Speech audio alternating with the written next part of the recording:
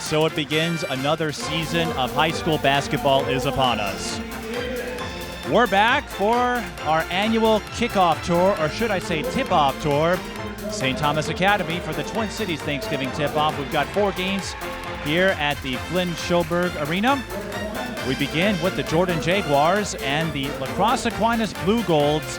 Alex, La Crosse Aquinas, they've been at this event every year. They play a lot of Minnesota teams, but they look a little younger than previous years. You may know Aquinas with the Donarskis.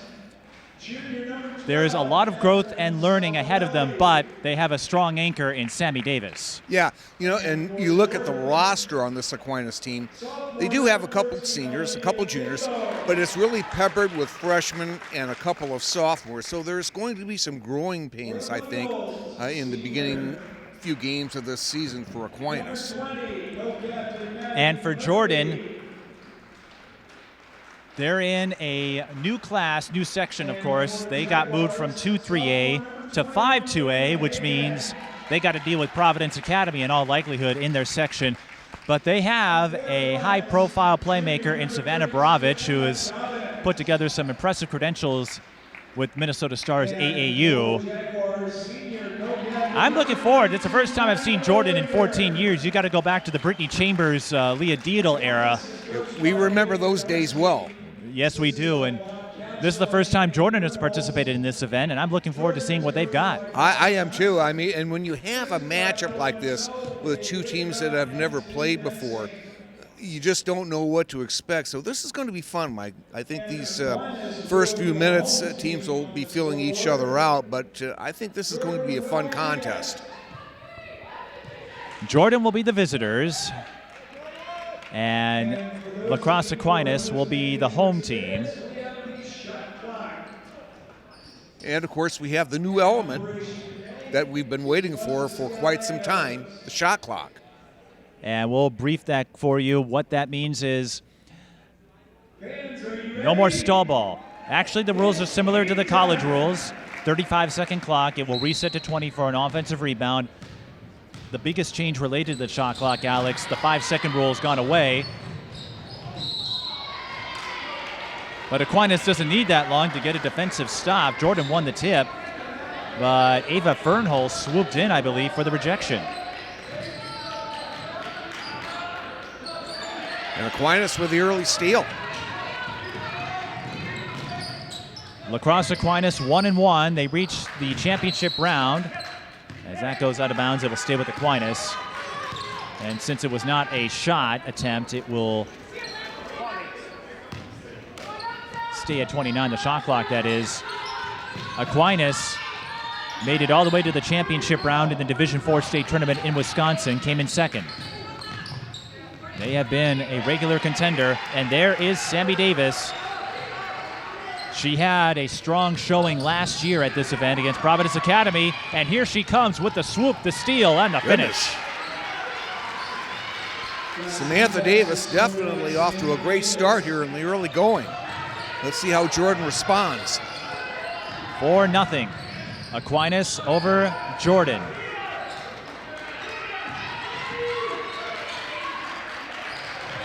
This is Staloch, Morgan Staloch. We'll get names and numbers as we move along. And again, there's the shot clock. Right now you've got 10 to shoot. There's Borowicz guarded. You hear Jordan counting down. 3 ball. That missed everything. But it hit trim, so the shot clock resets to 20. That meant another chance for Maddie Olinger. She may get another one here after another offensive rebound. Instead, she'll skip it inside to Borowicz for 2.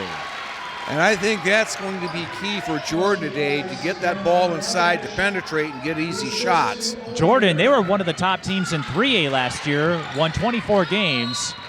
They got upset in the section semifinal to Marshall. So this is a Jordan team. Even though they moved down a class, they were holding their own in 3A. Yeah.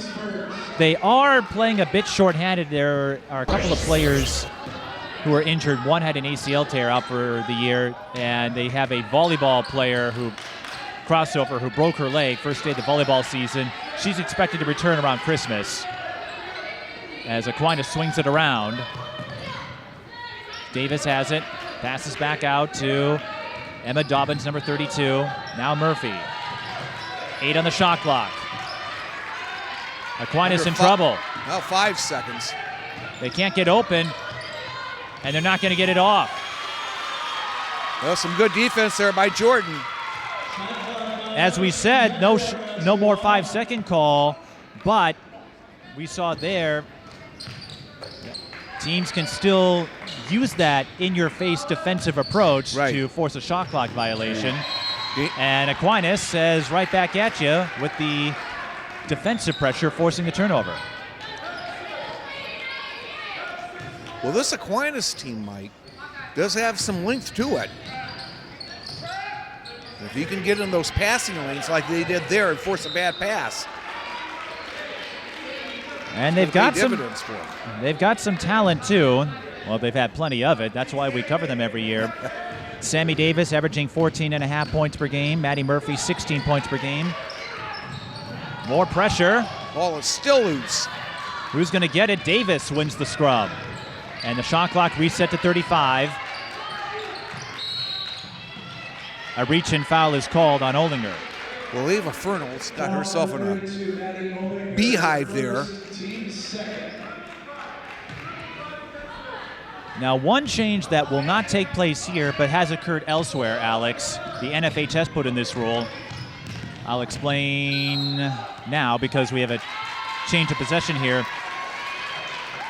Wisconsin plays halves. They don't have to worry about this either. Right. But in states that use quarters, there's no more 1-and-1.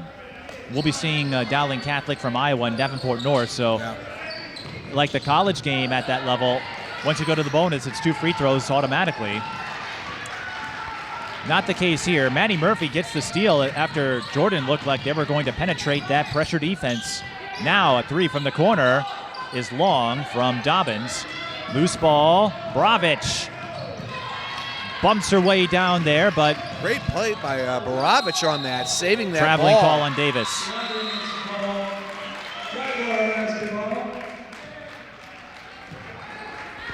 Dave Donarski, the longtime head coach of La Crosse Aquinas, his 2 daughters playing college ball. Lexi and Macy Donarski, and they were terrific athletes. Jordan, again, facing more of that press. And again, Aquinas. Davis with a step ahead of the competition. Wow.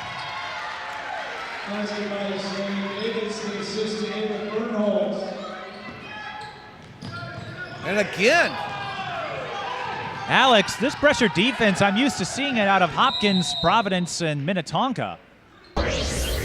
But remember, this Aquinas program, they've made it to state just about every year and won the silver medal in Division IV. Well, I tell you what, when you see pressure defense like that, Mike, it gives you a good indication as to why they're able to get to that level almost every year.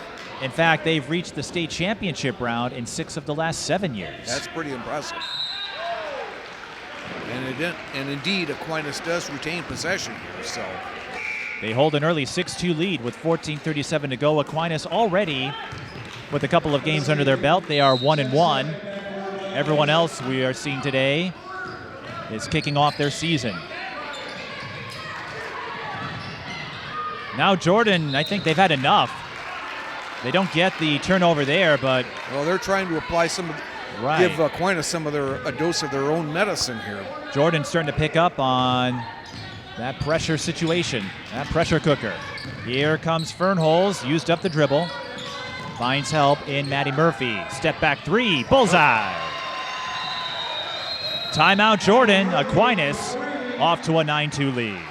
I tell you what, an impressive start by Aquinas in this ball game, Mike. You know, you wouldn't expect teams to look, that sharp, in their first game of the year, but already this is their third.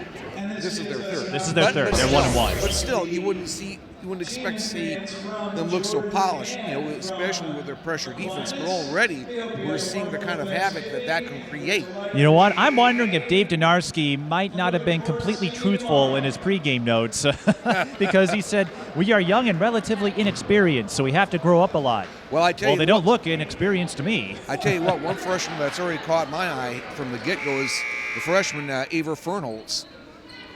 And Davis, a sophomore, had a terrific season last year. She's the younger brother of Johnny Davis, the former Wisconsin Badger, and now a member of the Washington Wizards.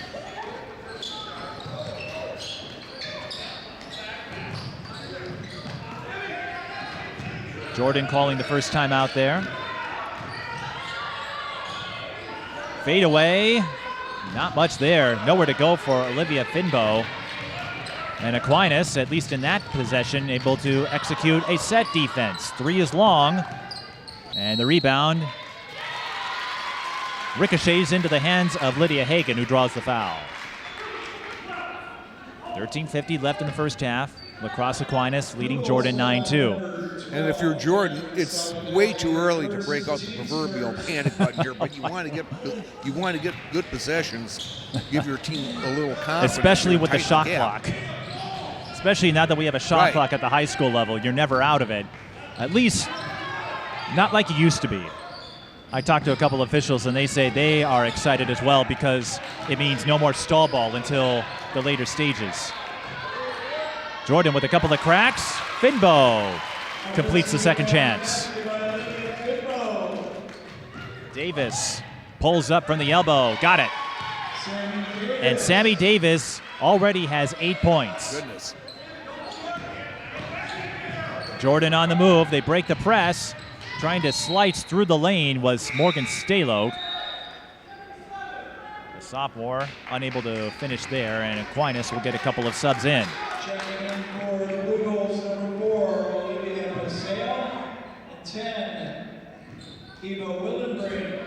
I talked to another coach before we got here, Alex. I don't know how you feel the day before the new season as Jordan goes inside again. No friendly roll this time for Finbow. Aquinas can't get the bank. That was Murphy on the attempt. Morgan Staloch with the rebound. One of 4 games we're bringing you today from the Schoberg Flynn Arena. 3 ball off the rim. Rebound. I'll tell you what, Alex, Finbow, if she can finish more consistently down low, she could be quite the force. Yeah. She's establishing herself on the glass. That much is certain. No question. You get those second and third opportunities, that's going to be huge for Jordan. This is Eva Willingbring. But I was talking with the coach, Alex, and he said yesterday was the day I said goodbye to my family, metaphorically speaking. Thanksgiving, Turkey Day is like when you say you see your family for the last time, because after that you go into basketball mode or hockey mode if you're one of the. And this is Staloch. Had her pocket picked after getting into that cookie jar. And now everyone wants some cookies. Well, I tell you what. All we're missing is Cookie Monster. This pesky Aquinas backcourt, they really know how to wreak havoc. Pesky sounds about right. Pesky sounds about right. But it's Jordan ball, and the shot clock resetting to the full 35. Here's Borowicz. Dave Donarski a little perplexed at the defensive scheme. 3 from the key, offline. Rebound Hagan. Boy, that ball was laying out there too. Borowicz cut a little too early. That nearly was disaster. And Davis is going to force the tie-up. Aquinas with the arrow. That Sammie Davis, you were talking about how pesky the defense was. I think she is the definition of pesky. Yes. Pestering and annoyance. I thought I was the biggest annoyance here. I guess not. You're okay. We forgive you. Here's Davis, doubled near the elbow. And Jordan will take the ball now as they hold it. And again, when you're down low, as coaches will tell you over and over, one of the last things you want to do is put that ball on the floor unless you absolutely have to. The biggest returning scorer on Jordan is Borowicz. She averaged 15 a game. Jenna Kluckstall graduated. A reverse will result in free throws. I don't know if it would have counted as it went over the backboard. And we'll take a look at number 34. Lily Williams. Senior. Didn't score a ton last year.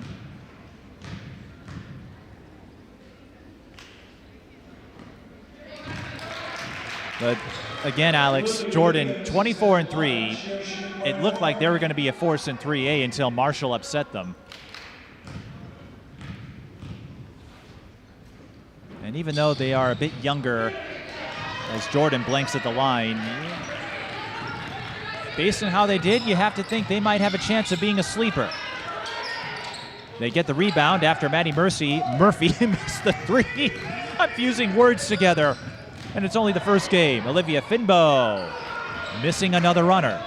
Murphy collecting the rebound.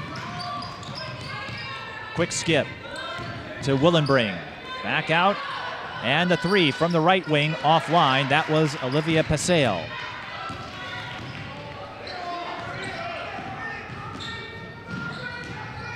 Jordan. Entry feed inside to a cutting Jaguars Borowicz. having all kinds of problems trying to find the bottom of the bucket right now. They've got, they had a wide open three on a couple of occasions. Instead, well, what do I know?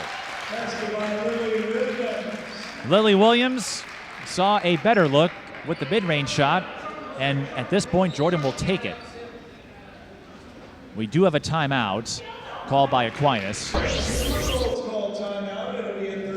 Alex, once I get the breakdown book, I'll be able to get a better glimpse of things. Mine got lost in the mail, but a lot of teams changing classes this year. Jordan going to 2A, Visitation going to 2A, Roosevelt going up to 3A, Robbinsdale Cooper drops to 3A. Now they're in the same section as Benilde St. Margaret's. And Coon Rapids, they moved to Section 5 3A. And I ran into Chris Bierman earlier. He says it might be an open field because Becker's much younger. When you have those Totino Grace is in that group as well. Coon Rapids surprises me a little bit with that move to 3A. I would not have expected that. But it at the same time, that may open some opportunities at some point for that group. Another big change, Goodhue moving down to Class A. That could give Mountain Iron Buell a challenge if those two meet in state. No good.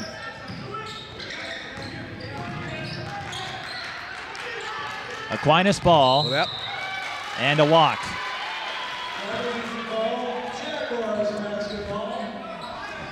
Rare mistake by the senior there, got a little anxious. Cretin-Durham Hall, by the way, in girls basketball also going down to 3A. That's another surprise to me. And they also have a new head coach in Tara Seifert after leaving the Chaska job. That three there for Staloch. Finbow collecting another rebound again, exerting her influence, staying on her pivot, too strong on the runner. And it will be a dead ball rebound for La Crosse Aquinas, 10:07 left in the first half. You know, Mike, I guess the other thing, just closer to the actual playing element with the new shot clock is how these teams adapt to it. I mean, you don't know how much experience or how much exposure they've really had to those kinds of situations with shot clocks. Maddie Murphy scores inside. I think the biggest difference you will see as Jordan breaks the press, Finbow draws the foul before the shot. The biggest difference I suspect you'll see in Minnesota and Wisconsin, I don't know if it's been put in place yet, but for Minnesota teams, the groups that didn't push the pace will probably see the biggest difference. Yeah. Your Hill Murrays, I know Marshall did a lot of that. The teams that don't play a quick style of tempo, Providence Academy, for example, you won't notice. Yeah. As Borowicz lines up the 17-footer and connects. And remember, Alex, the Lake Conference, they used the shot clock for conference games last year, and we did see it in use for several invitationals, including the Pat Patterson tip-off at Hamlin and the Hall of Fame Classic. So there are going to be several teams who are already adapted. Yeah. We'll see a couple of those Lake Conference teams in our slate with St. Michael, Abbeville, and Hopkins. Again, they already played with the shot clock, and a few other non-conference teams used one. So I think most everyone's ready to go. And Sammie Davis ready to go, draining the floater. Sammie Davis with a quick 10. I tell you what, she's put on a show just in this first half alone. Borowicz's three goes off the back iron, but the rebound is tipped into the hands of number 5, Tessa Cook. Under duress, though, and now Maddie Murphy picks her pocket. Davis again. Well, she is human after all. It didn't look that way for a time. I tell you what, and let's remember, she's still a sophomore, and she's only going to get better. You say that, Alex, but we have been on hand now to see the likes of Madden Greenways when she came on the scene. Addie Mack started as a 7th grader. Right.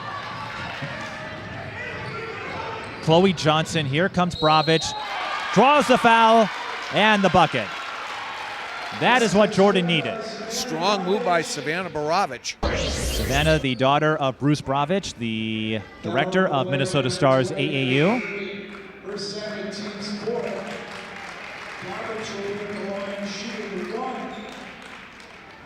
Savanna averaging 15 points per game last season for the Jaguars. Oh, and they're right in front of us. So I'm going to have to say only nice things about Savanna. No, actually, I've gotten to know Bruce a bit through I did AAU for a couple of years. Hope to get back in that. Always nice to see some new faces and reconnect with familiar ones. It's 15-11, though, after the three-point play by Borowicz, who's got 7. Davis. Walled off by number 40, Eden Henches. Well, I think the thing that's gotten my attention with Jordan, they got in trouble early. They were down. We're having trouble on offense. Couldn't get shots to fall, but now they've forged themselves right back into this ball game, down by only 4 here with plenty of time left.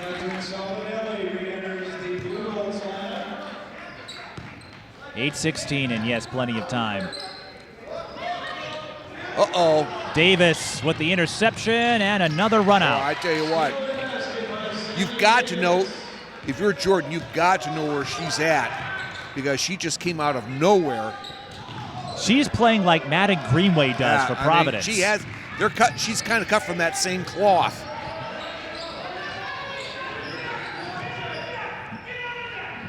Another scramble, another jump ball. It's players like that have that unique takeover ability that you don't see a lot. Lexi Donarski certainly had that gene for Crosse Aquinas. I got to see her a few times before she moved on to the college ranks. Here comes Borowicz scoring on the move across. Borowicz with 9, and Alex, the big-name playmakers, stealing the show. Davis slipped on the floor. Loose ball, won by Jordan, and they get it off to Tessa Cook. Jordan, they find Borowicz, but it was not the best of bounce passes. I noticed Borowicz had to lean forward to pick it up, and I'm not going to say it's anyone's fault per se. I'm not going to say, oh, that was a stupid pass, anything like that. Things happen, but Jordan just got some length back on the floor again with Morgan Staloch. Staloch. Staloch is how you pronounce it. I checked before we started. I'm glad you corrected me. Here's a 3 from the corner. That's too strong. And picking it up is Staloch. Jordan around. Borowicz, deep 3. Staloch can't get there, and Aquinas will let it bounce. Out of bounds.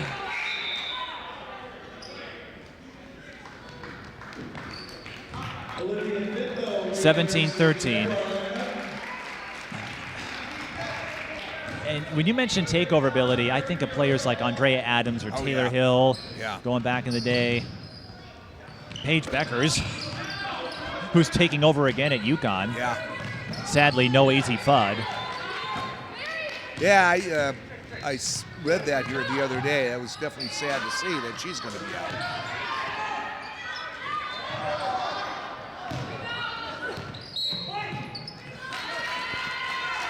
That was number 14, Mary Nigelson, with a couple of three-point attempts.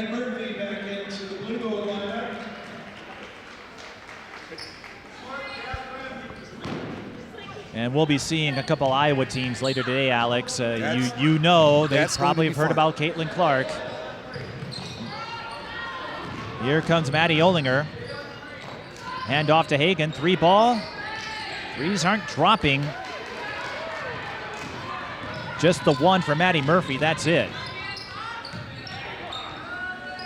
If someone can get that three-point stroke on point, that could change the narrative, the course of this game. Tough drive inside. Jordan able to collect the rebound. Finbow was fouled. And Alex, that might have been one of those fouls to stop a fast break. There's no clear path at the high school level. Right. And Aquinas had a couple to give, so I'm wondering if that wasn't by design to stop Finbow from a potential point-blank look.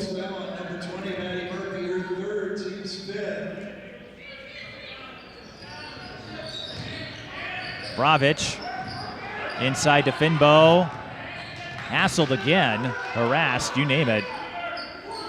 Jordan recovers. Staloch. Oh. Through the lane and in. Pretty move by Staloch on that one. And it's a two-point game as Staloch gets on the board. Aquinas led early.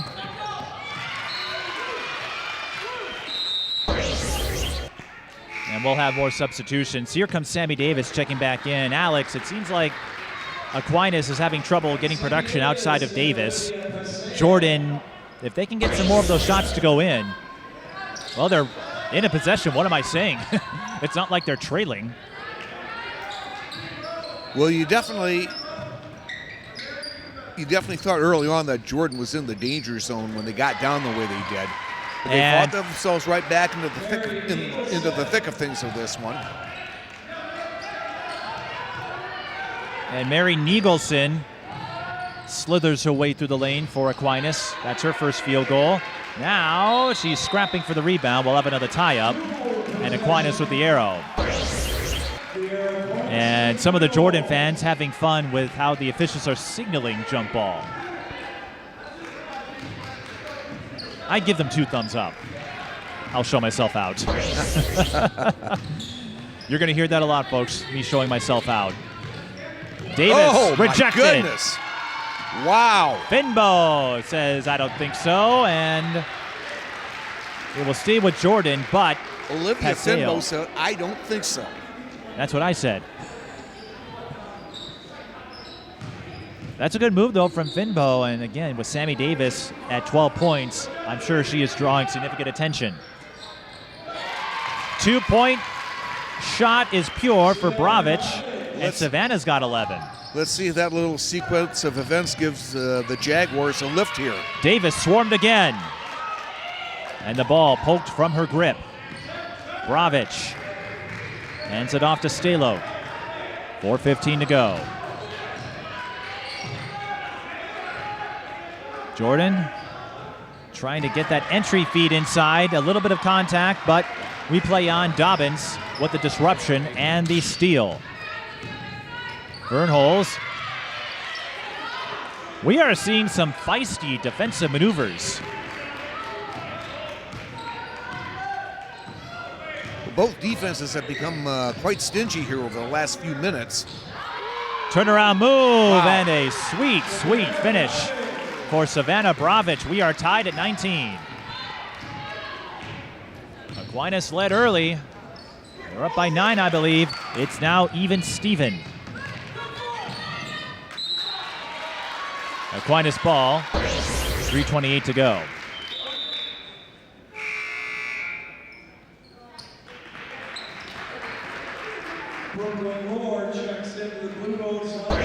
Well, so far, Alex, these two don't seem to have any trouble adapting to the shot clock. No.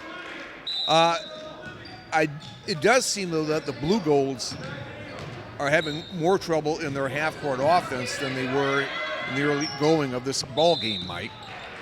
Well, I've noticed, too, how many of their points, I know they've had a couple of runouts, scoop and scores on the part of Davis. Right.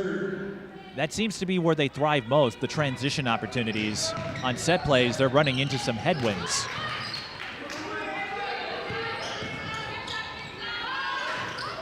There's another example.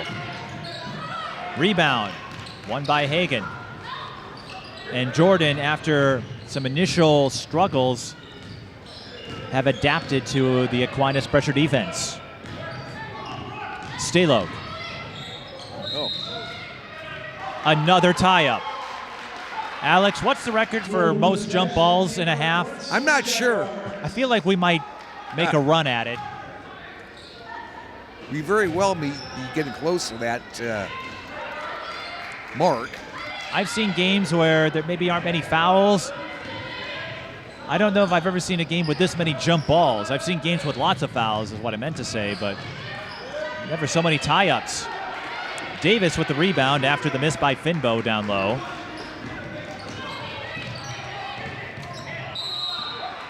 Davis led with the elbow, offensive foul.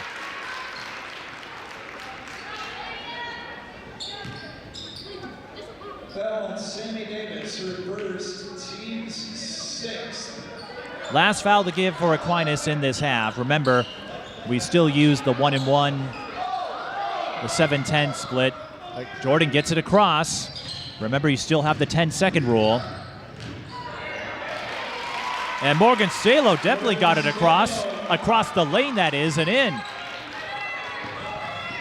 Davis draws a foul. Now Jordan had 3 to give. Now, I'm not sure who that's. And let's not lose sight of this, that Staloch's bucket gave Jordan their first lead. Yeah. Because you did say it was early to hit that proverbial panic button, and Jordan clearly understanding that. This is Brooklyn Roar, number 24. Finds Davis. Boy, Cross-court pass there. And taken right Whoa, back. and a block set up by Fernholz to get the ball back. That was a gutsy call on the part of Fernholz. No kidding. Especially with Aquinas out of fouls to give. That would have awarded a free throw opportunity. That was a very opportunistic play there by the Blue Golds, getting that ball back. And now Davis draws the bump. That will reset the shot clock to 20. Williams, I think. Jaguar foul number 34. Yes. Williams, her first, team's fifth. Again, the shot clock resets to 20 on offensive rebounds or an inbound, a side out after a foul call. Uh-oh. And this might have been what Dave Donarski was talking about with the youth and experience that they're working to attain. One of those unforced errors there. But if you're going to make those kind of errors, it's better that it happens in November instead of March. Borovic's 3 rattles out. Finbow, O-board, blocked by Davis. Borovic moves inside. Davis gets the rebound. Look at Sammie Davis just getting up there and using her length and getting that defensive rebound. No lack of vertical on her part, but remember, it's in her family genes. Her big brother, a standout college and professional player. Aquinas in trouble. Remember, there's no more 5-second call. Aquinas gets the timeout call as Paseo was pinned near the sideline. There's no more 5-second call, but it's still not a good place to be when you're double teamed near the sideline. Exactly. It's like being in the land of the Raptors from Jurassic Park. A good one, I guess. Maybe, I don't know. But no, you know, as we talked about early on before we went on with this game, Mike, you know, at least with that, the elimination of that 5-second call, there's the elimination of the double jeopardy thing. I thought they were 6-foot turkeys. Maybe. I don't know. You can't drop a Jurassic Park reference because you have not seen the number of times. You could only imagine the number of times I've referenced it. Usually in a close game, I'll say something along the lines of hold on to your butts. Fortunately, we don't have to deal with any of those velociraptors, at least not today. Yes. Very thankful that for double that. jeopardy, that's another one. That's new. If you say that enough times, Alex, I'm going to start answering everything in the form of a question. You better be careful. I think I've done that to you before more than once. Less than a minute now in this first half. Aquinas ball. And a shot clock violation. Wait. Or was it? I didn't, you know, I didn't see the shot clock buzzer went off. Yeah, that's. You gained possession. We talked about it. That one apparently. Kind of confused me. Well, Jordan he got gave possession. the travel indication of Jordan. Well, Jordan thought it was a dead ball situation, and now Aquinas gets another one, and they'll get free throws. So I don't have an inside track to what the officials are saying. What I think happened is Jordan got the ball just as time expired.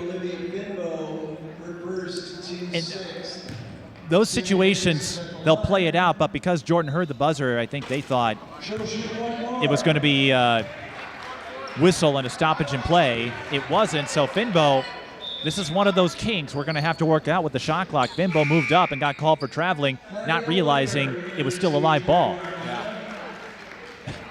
That's a situation you don't see happen very often. Davis splits at the free throw line. Jordan will have 30 seconds. They can hold for the last shot. And again, one of those kinks with the shot clock, and I have a few friends who are officials. If any of them watch this game and want to clarify the ruling, please feel free. I don't disagree with the ruling, but I've never seen that happen before. Yeah, Usually when I hear the buzzer go off, almost think, instinctively, right, a whistle will follow. Exactly. Foul number 4, Olivia Paseo, her first team. Paseo gets called for the foul, so Borowicz will go to the line. Again, averaging 15 points last year. Completed a three-point play in her last trip, and she's got 14, could make it 15 here. She's a junior and still sorting out her college plans. But she makes both free throws, and that gives Jordan a 23-20 lead over Aquinas. And now a blocking foul on Borowicz. That will be her second. Free throws coming for Fernholz as both teams in the penalty. Foul on number 3, Savanna Borowicz, her first. Team 7. 1 goal to the bonus. I think my favorite line from Jurassic Park, by the way, is, I've mentioned this once or twice, is Fernholz goes to the line and makes the front end. I've shared this a few times. Your scientists or whoever were so preoccupied with whether or not they could, they didn't stop to think if they should. That's the one we love to throw at each other, my TV buddies and I. We'll have more time to share Jurassic Park anecdotes in the second half. Jordan capitalized here in these last few frantic final seconds. Borowicz trying to get space. Off balance three, short. And that's the end of the first half. 23-22. Jordan did bounce back from an early deficit to take a 1-point lead. And Alex, the headliners living up to the billing. Borowicz leading Jordan and Sammie Davis leading the way for Aquinas. I tell you what we've seen Sammie Davis do just in this first half alone has been nothing short of impressive. I'll tell you the other thing that's caught my eye so far is that we saw Jordan get into a hole here early on in this contest, but they never panicked. They held firm. They strengthened up things on defense, and now they have a slim lead going into the locker room at the half. We'll find out if they can hold on to it. When we return, you're watching the Twin Cities Thanksgiving tip-off at St. Thomas Academy. Jordan leads Aquinas 23-22. Twin Cities Sports Broadcasting, and a whole lot more. That's what you get from TSB Television. We provide long-lasting digital coverage of your favorite athletes from the preps to the pros. Dazzling moves. Holloman, good if it goes. Yes! Game winners. From James. She's in trouble. Finds James. Toss shot! It goes in! And everything in between. Before we let you go, do you want to say hi to anybody? Oh, I don't know. That put me on the spot there. If you want to connect with our audience, visit us at patreon.com/TSB Television or sponsor our coverage through PayPal and Cash App. Thank you for watching.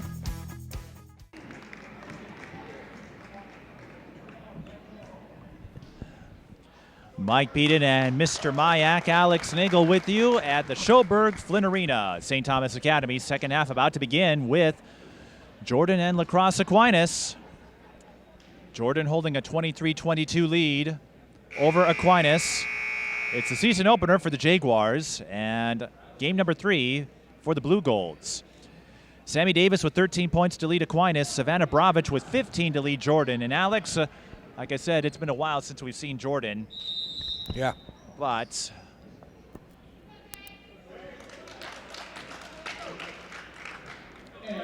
they do carry separate nicknames. Their men's teams are known as the Hubmen, and the women's teams are known as the Jaguars.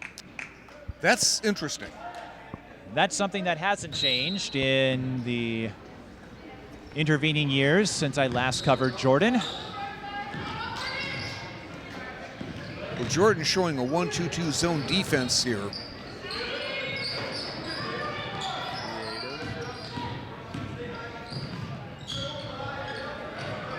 Davis, turn around, follows her own miss, can't bounce it in. Rebound up for grabs.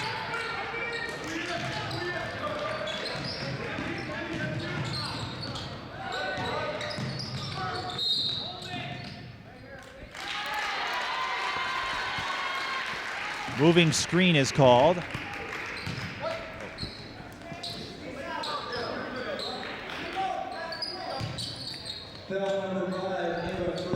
And another steal by Aquinas here.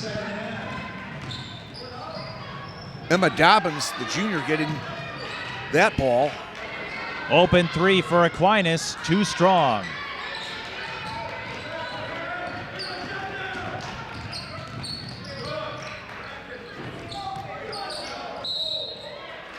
Wow.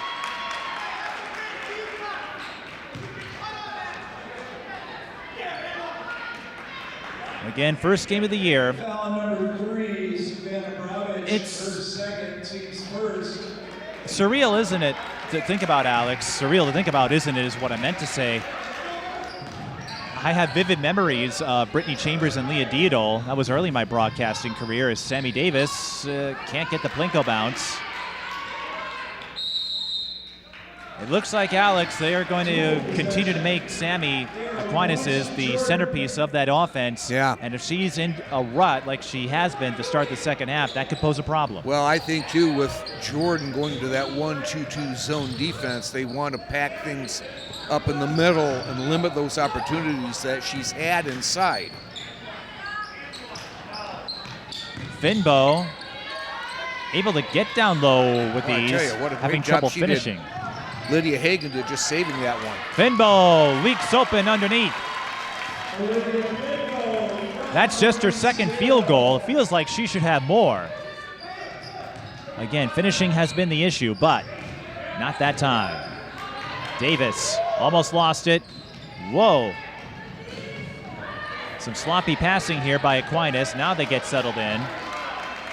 Davis open. Hands it off. And another. That was Staloch with the takeaway. Borowicz got her own miss, retrieves it. Finbow open again. You bet. Well, 2 scores by Finbow. It's really got this Jaguar team rolling early on in this second half. Timeout Aquinas. Finbow averaged just 3.2 points per game last year. Finbow a sophomore, though, so I expect she'll get plenty more time this year. Oh, yeah. But I was going to say with Jordan, how strange it is. Again, it feels like maybe not quite yesterday, but I remember when Brittany Chambers was a big deal Oh, yeah. for the smaller schools because she was in the same graduating class as Taylor Hill. Yeah. She had a terrific basketball career, won a state title in volleyball too. Yep. Leah Diedel, they were quite the tandem. Leah Diedel was on that team, I believe. Yes, I was just saying Leah Diedel, they graduated together.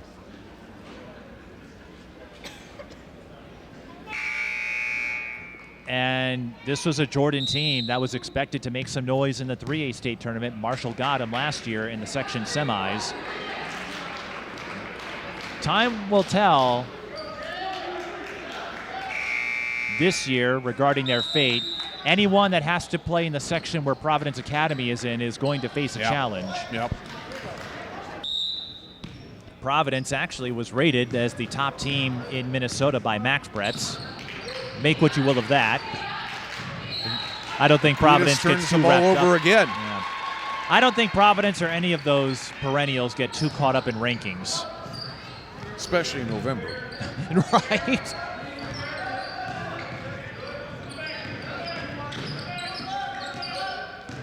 Borowicz through traffic, too strong. I tell you, Borowicz and Sammie Davis got tangled up there with that rebound. And Aquinas holding the arrow, but it's Jordan with the largest lead of the game. They trail by 9 in the early going. Now hold a 5-point edge. We saw in the first half, we saw that it was Jordan that needed to get settled down. Now I think it's Aquinas that somehow needs to get some leadership.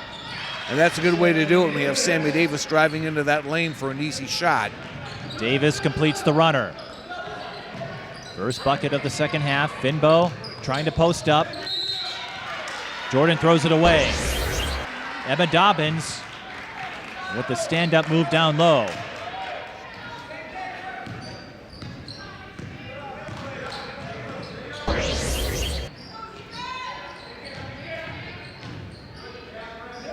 Aquinas swings it around, 3-ball, corner pocket. Wow. I tell you what, pretty solid response by the Blue Golds coming out of that timeout. And they got this one knotted up at 27. First field goal for Emma Dobbins. Jordan breaking the press. 3 on the way. It's Staloch. Missed everything. Another rebound for Davis. Sammie lost her footing, but finds help. Aquinas can't convert the 3-pointer, but Staloch could not get a firm grip, and it will be a dead ball rebound. Now the shot clock resets to 35 because Staloch touched it last. Right. Remember, it resets to 20 on an offensive rebound. Davis had to retire his shoe. Well, I don't know if you tried playing without a shoe. No, that doesn't work too well. Not really, not on hardwood, or any surface for that matter. Kind of a daring move by Salvadelli, getting that inbounds pass and then deciding to take it on in. Savanna, one of the starters, still finding her footing. Aquinas had not secured possession yet, so they could go to the backcourt. Davis with 10 on the shot clock. Another runner, not that time. Finbow with the rebound again. A notable presence down low throughout this game. Handoff, Oldinger fakes the 3, takes the long 2 instead, comes up short. Jordan tried to bounce it off an Aquinas player. Well, that works too. 2-on-1. Lydia Hagan I tell with the you layup. what, you've got to like Morgan Staloch. I knew I'd get that last name right one of these times.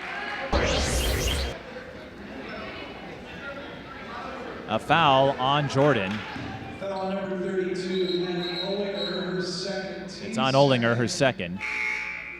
If you're watching this on the TSB Television YouTube channel, our next game will be St. Michael Albertville, the defending 4A state champions, and Eastridge, a team that could be a dark horse again. Here's Davis inside to Savanna, doubled. That means somebody's open, and they did find her in Emma Dobbins. Long carom bounced over to Aquinas. Fernholz under duress though, and now Jordan's got another leak out. Wow. It's Staloch with the finish this time. Pretty finish there by Staloch in transition. And Alex, we're starting to see some of Jordan's other contributors step up. Yep. It was all Borowicz for the first half. And that's not what you want to do though when you're trying to build an advantage.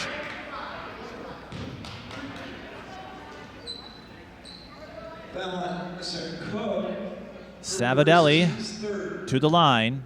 4-point margin. Catherine Savanna is at the line. She'll shoot one more.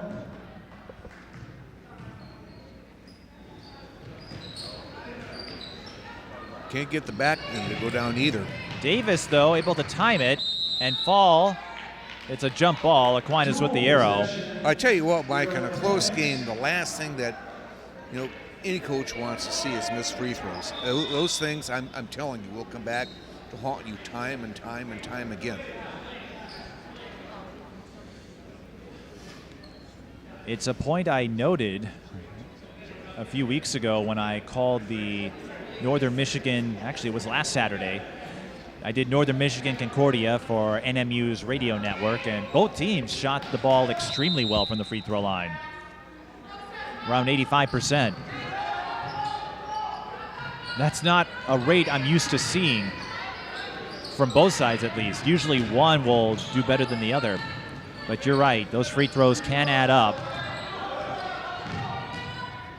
Davis again. Another contested shot. If you're curious about the free throw tally, Aquinas is 3 of 6, Jordan 3 of 5. Borowicz thought about the three, goes inside instead, and it'll stay with Jordan. The interesting thing to me about this game right now is yet the two premier players on both sides are just sophomores. We've seen more of that, though, in recent years with the development of club ball, AAU, and all the summer and fall exhibitions. Another nifty move by Finbo in the paint. Well, I tell you what, Finbo was really had a coming out party in this second half for the Jaguars. Scored just 3 a game a year ago.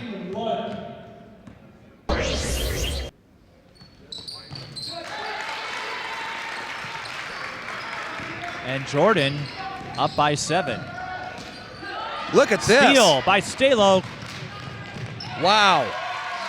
Taking a page out of the Sammie Davis playbook. All of a sudden, a 9-point lead for Jordan. Davis spin move. Fouled. Sammie Davis desperately trying to make something happen for her team. Well, here's the difference, Alex. Jordan, of course, playing really well in the second half so far, but Staloch and Finbo, they've teamed up for 11 points in the second half for Jordan. They had 6 combined in the first half.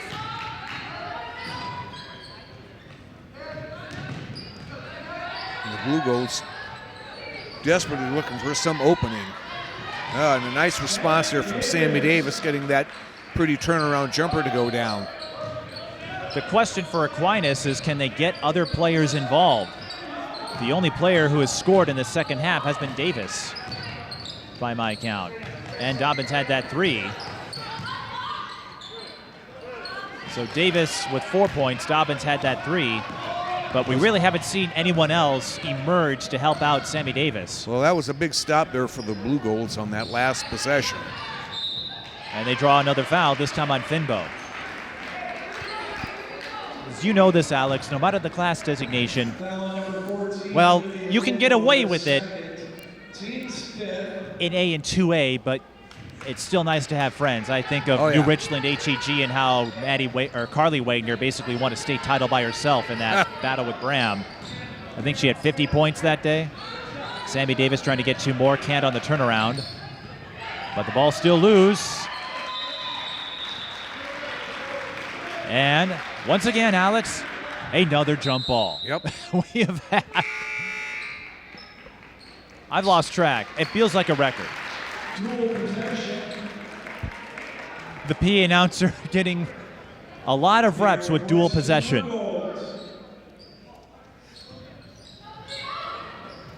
Davis inside, blocked. Wow. Maddie Olinger.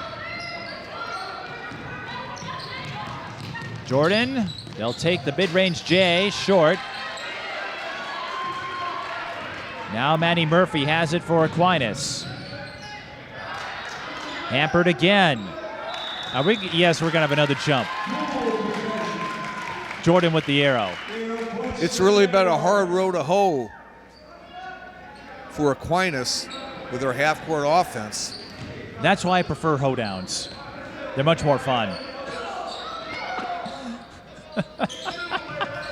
Whose line is it anyway? Fans will understand what I'm talking about. Mid-range J again for the Jaguars. Too strong. That was Finbo. Sammie Davis. Davis ahead. Oh my goodness, I thought that was going to go. Almost, but still a crafty, clever move on the part of Davis. She saw her defender Maddie Olinger stationed outside the arc, and the best slashers, Kendall McGee comes to mind. They know how to use their body and get just enough to make the defender move off.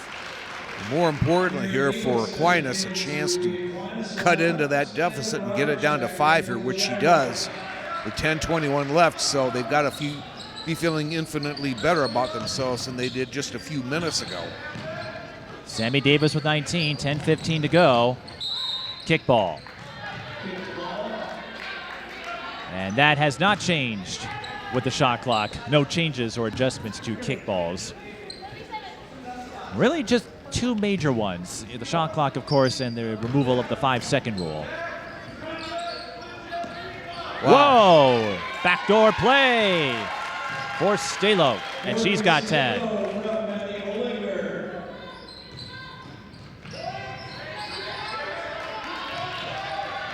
I tell you what, Jordan doing a good job of trapping. It's really caused some problems for this Aquinas team, Mike. And I go back to the point that remains true. Jordan getting plenty of production from the rest of the supporting cast. Aquinas still struggling to find that spark, that catalyst, the springboard. Murphy will change that with a 3. Huge 3 by Maddie Murphy there. That makes it a 4-point game. Right in the thick of things. And Murphy's got 8. And another steal. She tried timing the pass, and we're going to have another jump ball, maybe? Maybe not. No, Murphy swipes it away and gets fouled. Well, I tell you, just possessions to get a hold of that ball has been hotly contested. I had to in the laugh. last few minutes. I had to laugh for a moment because I thought, here we go, another jump ball. Not that time. Well, more importantly now for the Blue Goals, a chance to crawl back to within a single possession. Remember, it wasn't that long ago. They were down by 9, and things were not looking good. Murphy gets on the board, and more importantly, Jordan out of fouls to give. Yeah. Aquinas still has 3. Murphy sinks both. Aquinas now 7 of 10 from the line. Murphy up to 10. Ball knocked loose. We have seen some pretty massive swings of the pendulum, Alex. We really have. Both sides looking like they were going to pull ahead and get some breathing room. Here we are at a 2-point margin again. Williams blocked from behind. And a chance for Aquinas to tie or take the lead. Murphy. I think Nigelson, the senior for Aquinas, got her paw on that one over on the other side. Davis takes another tumble. Still plenty of time on the shot clock. Aquinas will back off.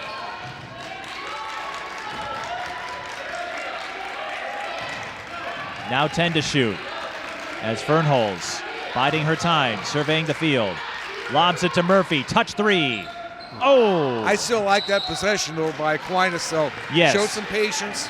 You know, you're down by only 2. A lot of time. You got an open shot. Yep. That's exactly. all you can ask for. And I say this a lot, just because it didn't go in, that doesn't make it a bad possession.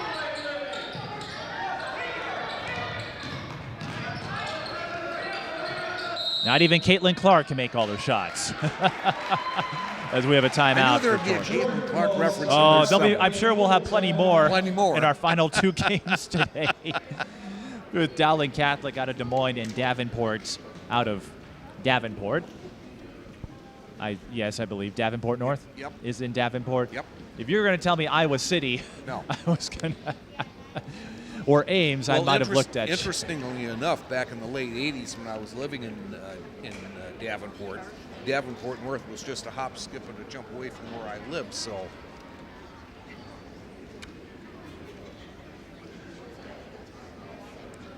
The season actually started in Minnesota on Wednesday. Princeton and Duluth East had the distinction of hosting the first game of the season. Princeton won in a runaway.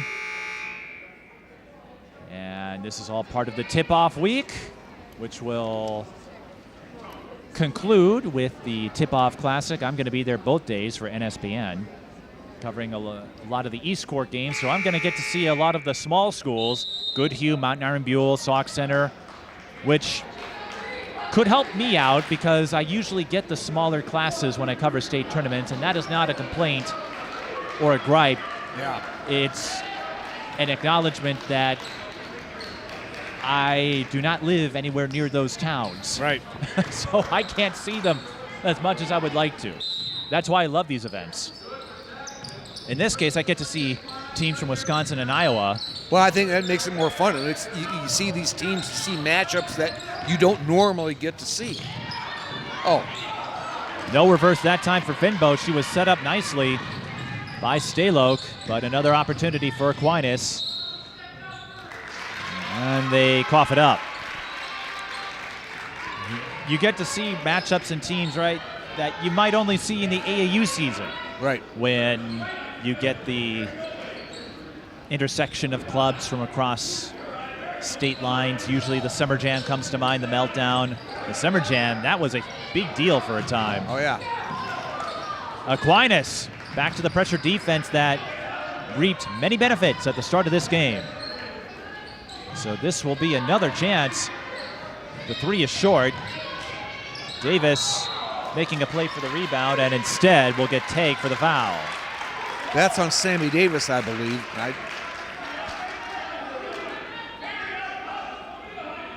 Where does that put her at the foul tally? Foul number 1, Sammie Davis, her second, team's foul. Only her second. Just her second, so not in any serious trouble yet.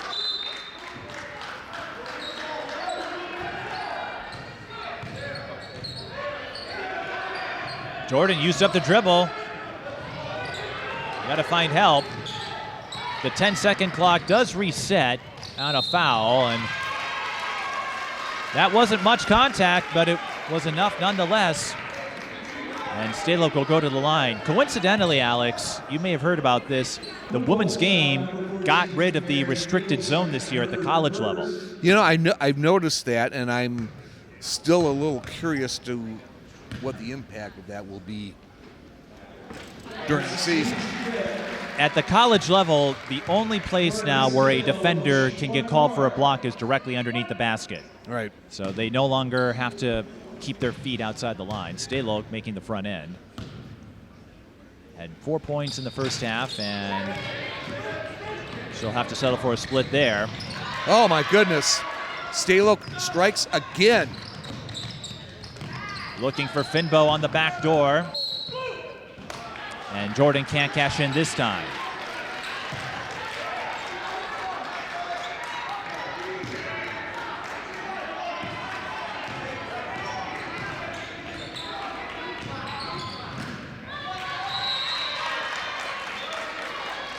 Well, I tell you what, in this clash of two up-and-coming high school stars, I guess, this has been a fun one to watch. And we are having issues with the clock. They moved it to 6:59. As Alex noted, and I suspect the teams that didn't move to a shot clock last year are going to have the biggest hurdle this year. Yeah. Again, I did see the clock in use for some non-conference games as Aquinas holds on to it with the arrow. Another jump ball. This is like an alternate version as Davis can't bank the runner. Alex, this is the mirror universe version of Matamidi Como Park. The Aquinas fans and the Jordan fans may not understand what I'm talking about. Alex will, the Matamidi Como Park game that took over 2 hours to complete because it was a foul fest from the start. And a lot of free throws. I thought I wasn't going to get home until 1 o'clock in the morning. Thankfully, it ended before then. Free throws coming for Lily Williams. And that is the last foul to give for Aquinas. So we might see a few free throws, Alex. Not as many as that game. Foul number 20, Maddie Murphy, her fourth. That is the fourth foul on Murphy, and she has a couple of threes. Was the one person that was able to spell for Davis on the floor, but Jordan leaving some points empty here. She's headed to the bench for preservation purposes here with 6:37 left in regulation. And I don't blame her for doing that. No. Or I don't blame Dave Donarski for doing that. Williams missing both, but tipping the rebound was Finbow, and Jordan gets another chance. Remember, the shot clock goes to 20. Staloch, short on the drive. 2 chances, nothing to show for it. Davis, one-on-one. Well, I tell you, no shortage of opportunities for Davis and this Aquinas team, but they just haven't been able to cash in as a... And then Jordan misses another drive at the lane, that time in transition. Now Davis tries the long two, and that might have been a desperation heave. Alex, we're at a stalemate of sorts here with 6:25 to go. Yeah. And I see a few Eastview players. Well, here we and go then again. Aquinas will get another chance. Well, Jordan, again, they're a little shorthanded with injury, and Aquinas with a much different look than years past. Not the cleanest game we've seen, but a chess game nonetheless. Between one of the perennials in Division IV out of Wisconsin and a team hoping for a better epilogue in Jordan. Timing that pass was Olinger. Wow. Count it. And that was a costly one for Aquinas.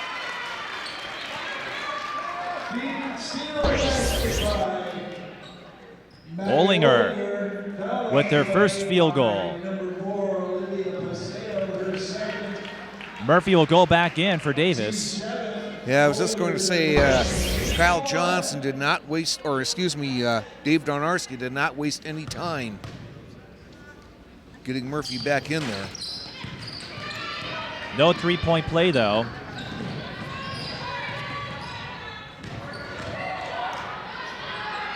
Boy. That rim has not been a friendly one. We saw Jordan early on in that first half have a spell where they just couldn't get that ball to go down. Now that seems to be Aquinas' problem. No shortage of opportunities, though. Another clock issue. So we reset it to 5:50. Aquinas has the ball on the arrow. Sammie Davis taking a breather, I presume to regain her bearings before her last stab. And here's where the shot clock comes into play, later stages in terms of the trailing team. In a close game like this, as Murphy finds an open Paseo, Fernholz gets it. Now Murphy fires again, her third triple. Much needed three. It would be around this time of the game, Alex, where Jordan might start playing stall ball with a lead. They can't do that. And so we're at a 2-point game. And both teams still have to play to their full capabilities. Steal, Murphy retrieves. That was Paseo on the takeaway. She'll fire the three. Off the front iron. And getting the foul call was Dobbins. Alex, I was saying it in jest in the first half. I think I have to say it for real this time. Hold on to your butts. Yeah. You know, in a game where, like this one, where defense is arguably taken center stage, you have to make the most of your opportunities on the offensive end, and Aquinas is trying to do that right now and get this down to a 1-point deficit with just under 5 minutes left. And she does. Aquinas 9 of 12 from the free throw line. Jordan 6 of 12. And in a defensive duel, as Alex eloquently put it, no, we're tied at 41. They added that. I thought that's right now. We're tied at 41. They gave an extra point to Jordan erroneously. Okay. But now Jordan has a chance to take the lead.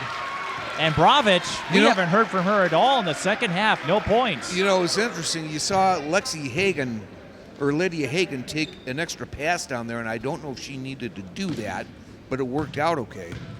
So here's a chance for Borowicz, who again had a sensational first half, has been practically non-existent in the second half.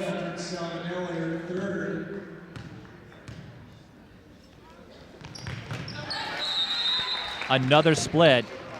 And Alex, this is where the free throws are starting to creep up. Full timeout. We have been blessed with a lot of close finishes today. Well, I tell you what, Aquinas did a really good job. They were down by as much as 9 not that long ago, and they're right back in the thick of things here down the home stretch. So both teams with 2 timeouts left. Jordan called the last one. It hasn't been a benefit as far as keeping things on time. We've been coming in and out with the quick ins, quick outs here, and it looks like that will be the case with another game coming down to the wire. But Eastview and Oka, that took some time to finish up. That one was close with a couple of dark horses in 4A. Though Eastview does have. Northwest Suburban Conference should be interesting again this year. Well, Totino Grace brings back a lot of experience, and they play against all those 4A schools. Maple Grove, Jordan Odie committing to Michigan State, and they don't have to deal with Roseville in their section. Centennial, they made state 2 years in a row.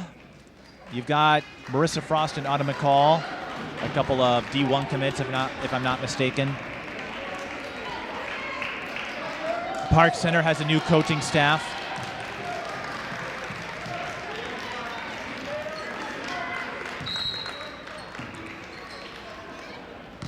Hard to believe it's been 10 years since the Park Center had some great days.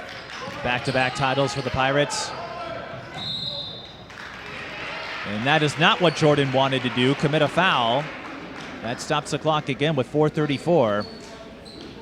And more free throws coming. Chance for the Blue Goals to poke their nose out in front here. Ava Fernholz hit a pair, and that is the only time she has scored.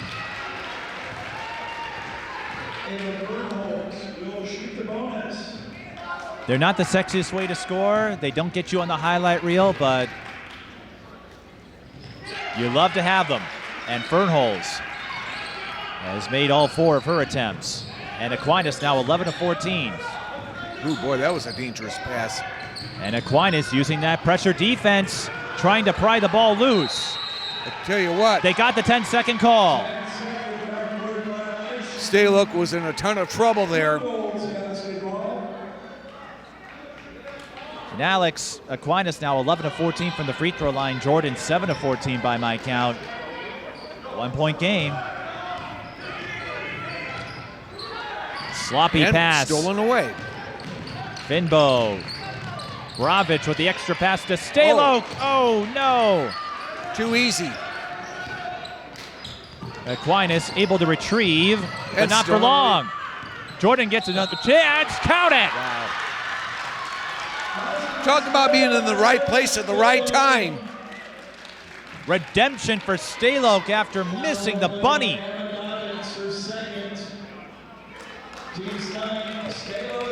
And Staloch up to 13. Borowicz, again, not much from her in the second half. But Staloch answering the call. She's got 14-10 in the second half. 2-point game. Aquinas, 3-ball, long. Murphy swoops in for the O board. Now Davis wants a 3. Bullseye. I tell you what.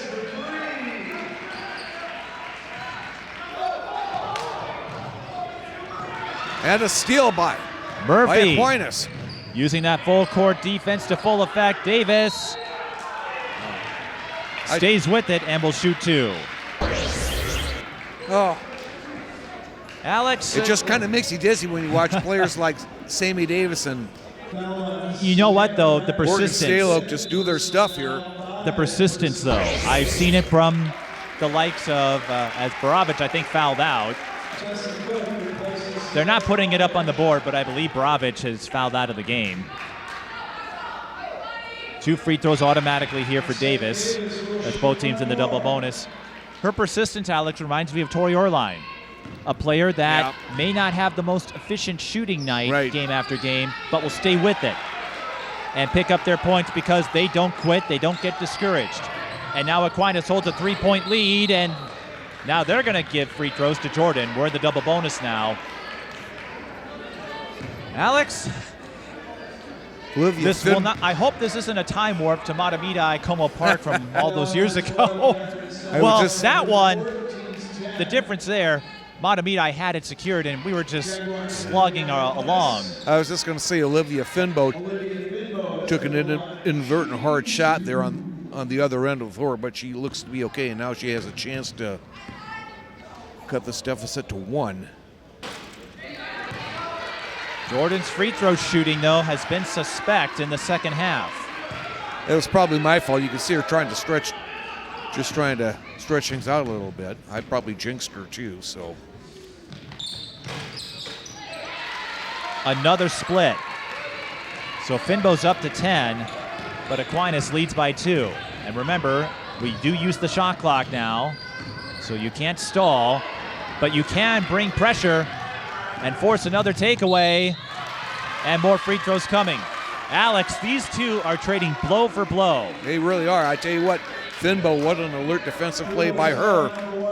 And now yet another chance, this time to get this one all knotted up. Finbow split her last time up.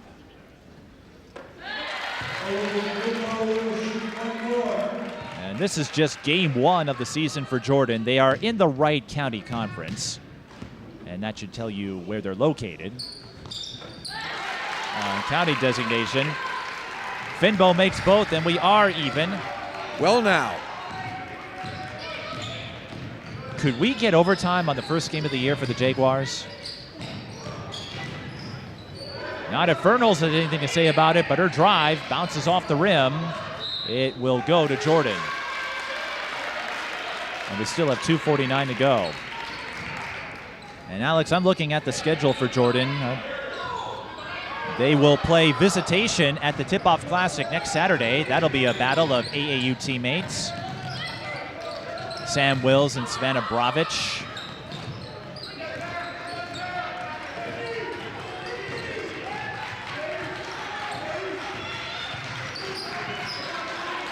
Tie game at 48. Jordan again without Borowicz. She fouled out. 7 on the shot clock. Staloch sees it, attacks and scores. What a daring move by Staloch.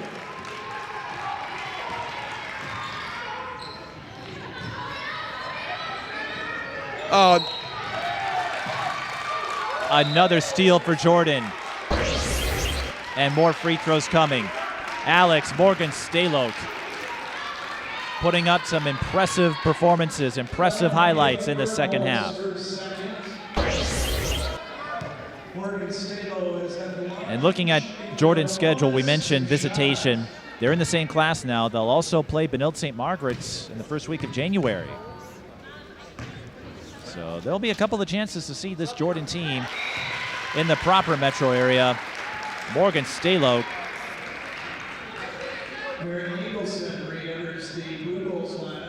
What a second half. By both teams. Staloch especially. She averaged 8.9 a game last year, so this is not outside the realm of possibility. 4-point game, and Aquinas will take a timeout. It's going to push back our schedule a bit because St. Michael, Albertville, and Eastridge were scheduled to start at 4 o'clock.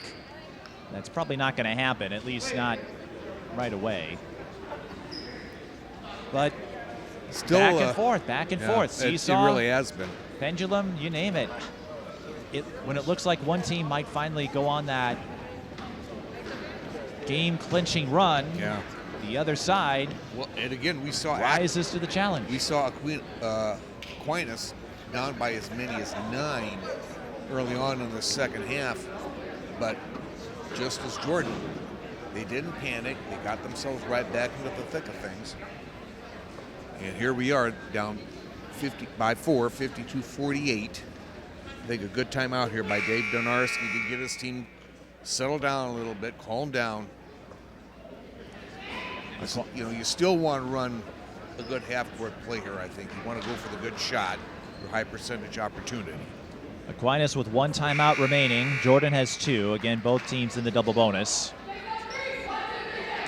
Borowicz fouled out of the game. She'll finish with 16, but the story has been Staloch and Fibo. They had just 6 points in the first half. They have scored 24 together. Staloch with 18. Finbo with 12. Sammie Davis leading everybody with 24. 2 minutes to go. They will stay with Aquinas. Pass deflected. And remember, with the shot clock, you can't stall, at least not yet. So Aquinas, if they can score on this possession, they've got a chance, but they lose the ball again. Now Jordan can work the clock if they so choose. And they are going to do just that. They can't take it all the way down, but they can take away a good chunk of it. Nope, the elbow J is open. Oh. But Aquinas unable to secure it. Jordan can take away more time now. Open 3 from the corner. Wow. Another Big offensive rebound. Lydia Hagan. And the shot clock, again, it only goes to 20 if it falls below that mark. Another 3, that could be the dagger. And Staloch drills it. I tell you what, you talk about a dagger. Morgan Staloch delivered one right there. Driving kick for Davis. Murphy having trouble handling it. Gets called for the foul. That'll stop the clock with 50.1. Foul number 5, Tessa Cook, her second. Maddie Murphy is at the line, shooting 2.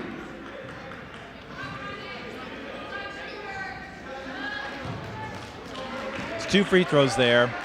Mary Nigelson was prepping just in case.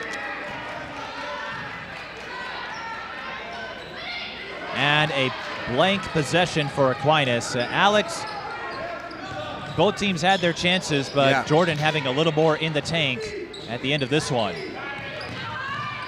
And I think the big difference, Alex, as we have a jump ball, Jordan with the arrow, the big difference, you look at the distribution. Staloch and Fibo, after a first half where they were nearly non-existent, they made a big splash. Aquinas couldn't get enough of that. Maddie Murphy had a couple of threes, but not enough support elsewhere.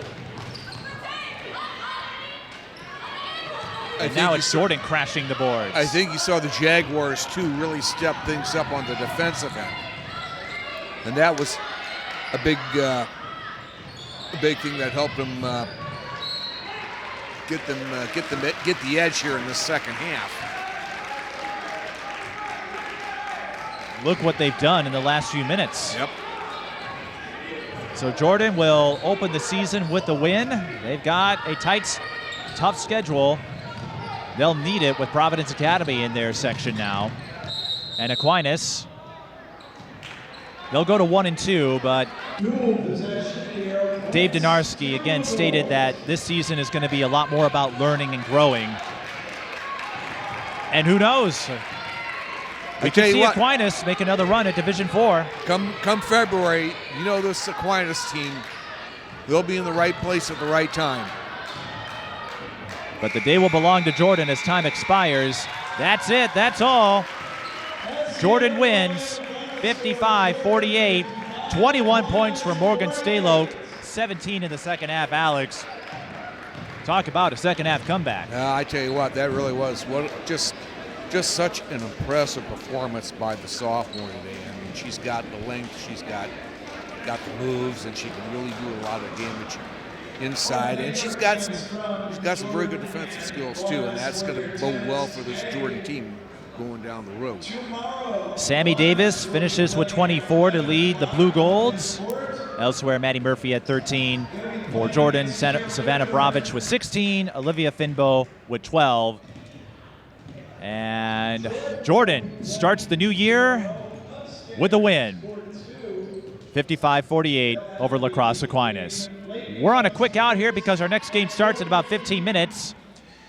It will be St. Michael, Albertville, and Eastridge on our TSB Television YouTube channel. Stick around. Plenty more coverage from the Twin Cities Thanksgiving tip-off is coming up shortly.